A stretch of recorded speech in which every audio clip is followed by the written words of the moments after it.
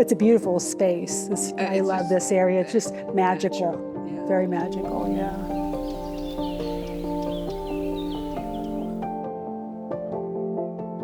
Yeah, there is that like magical component that's kind of hard to describe.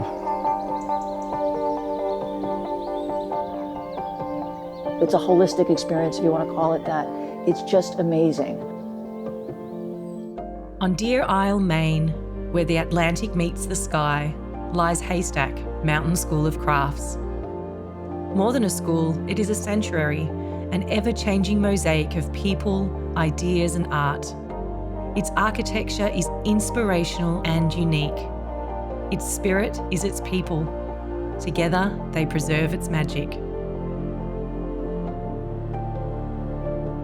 Haystack, with its minimalist wood and shingled surfaces, is fragile. The Maine coastline is brutal. Weather, salt and wind take their toll.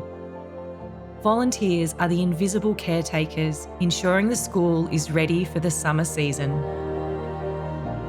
Pre-session is like 2 weeks where we have volunteers come in and help us prep the campus and everything, which is very important because there are a million little tiny jobs. It's a major help. This week, it's definitely organized chaos. It's just a huge flurry of activity. You know, we have so many people that really want to help us get the place ready for the coming season.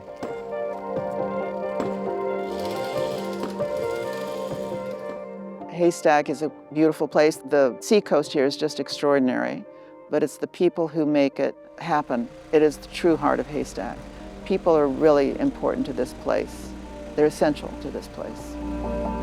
All of the things that make this place or any place like it work is hidden labor. You don't see it, you don't know about it, but it is an extraordinary amount of work done by dedicated people. Haystack has volunteers who come here for 4 or 5 days and they nail things down. They replace this, they go around and pick up any trash that might have accumulated over the winter. It's grub work in many ways, and yet they do it because they love the place, and it's essential to the place. It's essential to keeping it up and alive so that when you come for a session, you see what you see. But that hidden labor is so important in making it work. Designed in the late 1950s by Edward Larrabee Barnes, Haystack's campus reflects its ethos: minimal, integrated with nature, and ready to be reimagined by each new generation. One of the things that's always really remarkable when you talk to people is how the campus feels like it's always been here, but you spend any time here and you see how many shingles need to be replaced, how many boards need to be replaced, how many window sills need to be repainted. The environment on the coast of Maine is stunning and very brutal, very hard on equipment, very hard on materials, really hard on people.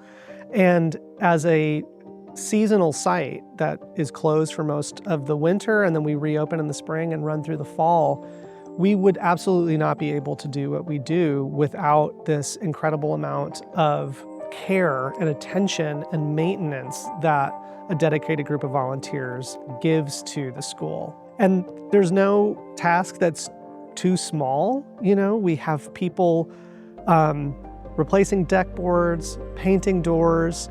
We have people pulling pine needles out of the cracks in between floorboards. So there's almost nothing that these volunteers are unwilling to do.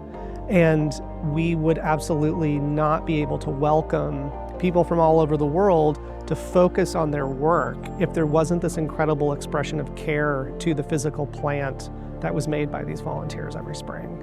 Everything of value requires maintenance, whether it's a building, a person, a field. You know, everything takes work, and it's worth it. You put something in and you get an amazing, wonderful things out.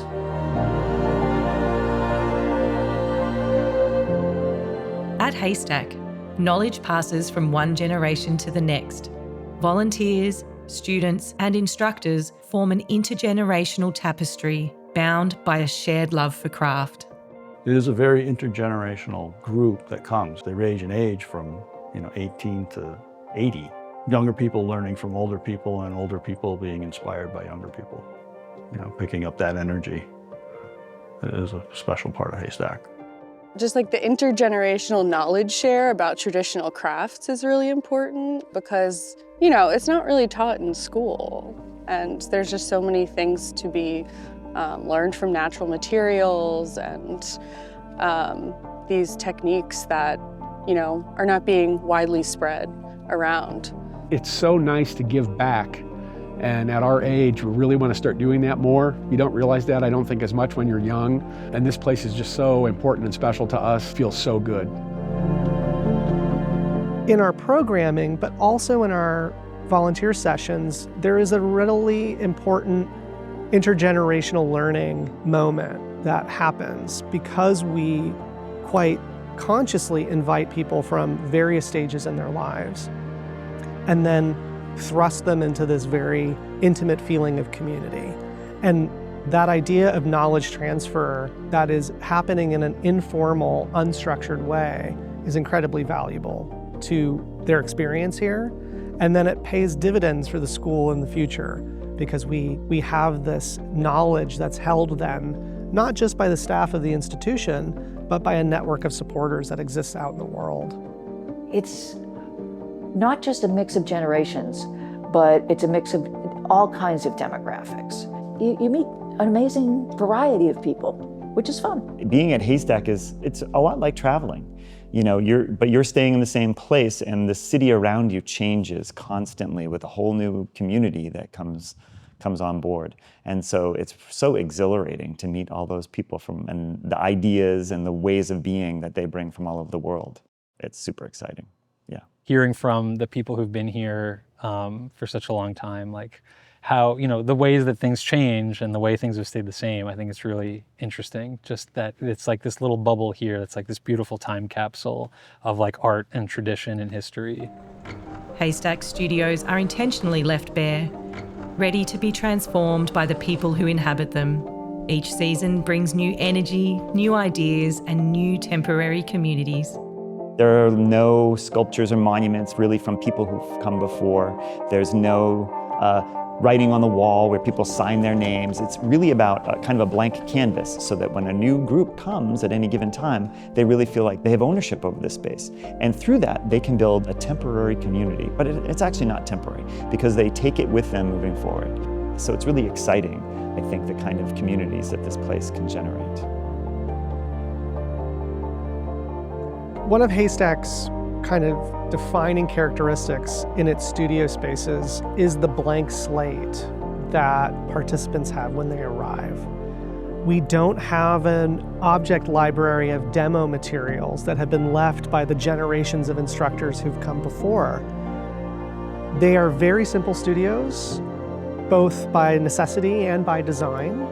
Each group and each individual who comes here has a chance to remake the campus for themselves for that moment when they're here. And then after they go, the campus empties out, returns to that blank slate for the next group that comes in and does it all their own way. So every program has its own energy, its own characteristics, its own personalities, and that's absolutely defined by the people who come to the space. Without people, Haystack isn't Haystack.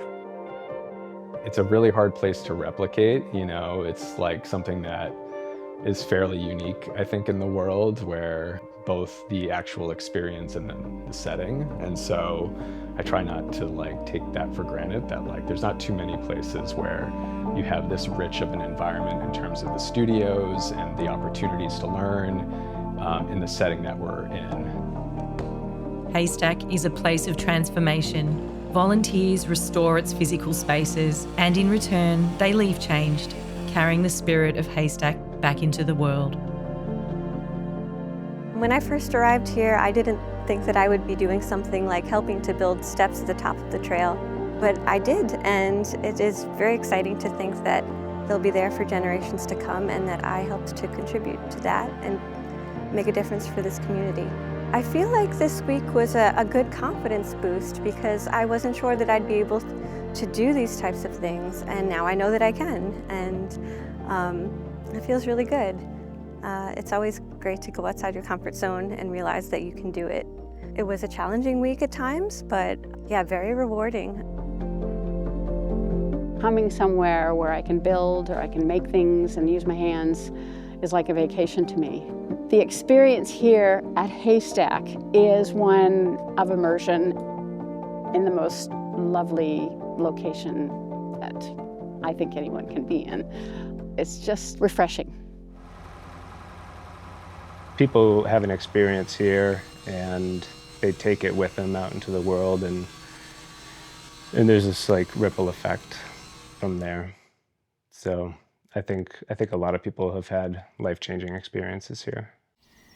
Haystack happens to be one of those really expansive nodes where you have artists, both professional and amateur, coming from all over the world into close proximity to each other, and then taking that experience out to other places. The way that Haystack exists in the imagination is really quite remarkable. It's an amazing place to come to and regenerate, and it gives me hope. I think people should know that it is like a privilege to be here, and a privilege to be trusted with keeping this place going. And I hope it lasts for a really, really long time. I think this is a national treasure. I believe that everyone who leaves here is in some way changed. It may not affect everyone, but everyone who comes here is affected. Haystack is a place of labour and love, of art and humanity. It is more than wood and shingles, more than workshops and meals. It is the people who come here, the connections they forge, and the stories they carry into the world.